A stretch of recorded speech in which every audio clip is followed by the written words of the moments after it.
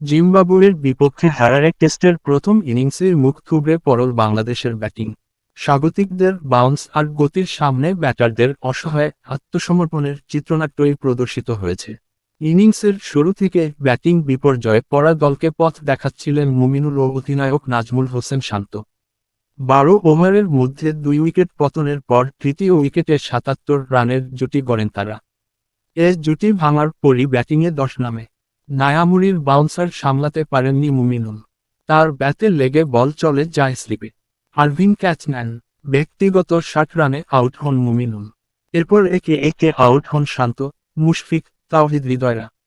৪৭.২ ওভারে সব উইকেট হারিয়ে বাংলাদেশের স্কোর দাঁড়ায় ১৪০।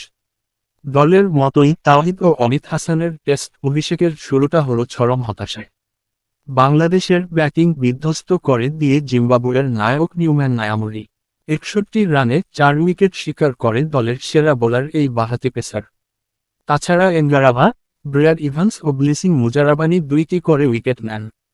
অন্যদিকে একই উইকেটে দারুণ ব্যাটিং নৈপুণ্য দেখাচ্ছে জিম্বাবুয়ে। ইনোসেন্ট কায়া ও বেন কারেন দলকে ৮৯ রানের সূচনা এনে দেন। খালেদের হাত ধরে প্রথম উইকেট এলেও বোলিংয়ে অনুজ্জ্বল বাংলাদেশ।